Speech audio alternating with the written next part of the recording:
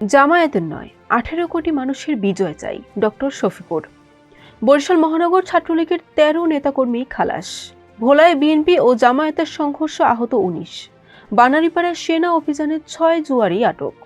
বাউফলে আচরণবিধি লঙ্ঘন, দাড়িপাল্লার এক কর্মীকে দণ্ড। হাদির পরে ইনকিলাব মঞ্চের মুখপাত্র আব্দুল্লাহ আল জাবের গুলিবদ্ধ। আসসালামু আলাইকুম। বরিশাল.নিউজ থেকে রাত 9টার শীর্ষ সংবাদে আমি ফারহানা করিম তুলি।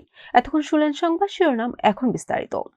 বাংলাদেশ জামায়াতে ইসলামীর আমির ডক্টর শফিকুর রহমান বলেছেন, আমরা জামায়াতে ইসলামীর বিজয় চাই না, আমরা 18 কোটি মানুষের বিজয় চাই। শুক্রবার সকাল 10টায় বরিশাল জেলার মেহেন্দিগঞ্জ উপজেলার পাতারহাট আরশি কলেজ মাঠে নির্বাচনী জনসভায় প্রধান অতিথির বক্তব্যে তিনি এসব কথা বলেন।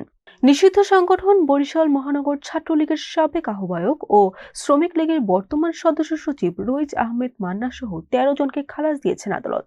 বৃহস্পতিবার দুপুরে শুনানি শেষে বরিশাল মেট্রোপলিটন ম্যাজিস্ট্রেট আদালতের বিচারক নুরুন নাজনীন এই খালাসের আদেশ দেন। ভোলা 4 আসনের মনপুরা উপজেলার নির্বাচন প্রচারণাকে কেন্দ্র করে বিএনপি ও জামায়াতের নেতাকর্মীদের মধ্যে সংঘর্ষের ঘটনা ঘটেছে।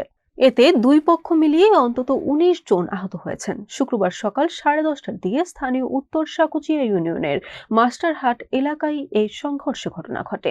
বরিশালের বানারীপাড়ায় সেনাবাহিনীর অভিযানে 6 জুয়ারিকে আটক করা হয়েছে।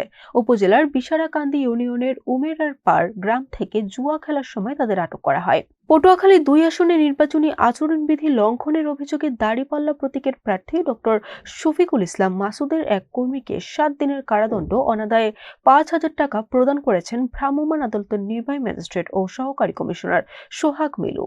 ইনকিলাব মঞ্চের মুখপাত্র ও সদস্য সচিব আব্দুল্লাহ আল জাবেরের পায়ে গুলিবিদ্ধ করা হয়েছে। এই ঘটনায় আরো শতাধিক আন্দোলনকারী আহত হয়েছেন বলে জানা গেছে। শুক্রবার বিকেলে নিজের ফেসবুক পেজে দেওয়া এক পোস্টে আব্দুল্লাহ আল জাবের নিজেই গুলিবিদ্ধ হওয়ার বিষয়টি নিশ্চিত করেছেন। বরিশাল.নিউজ।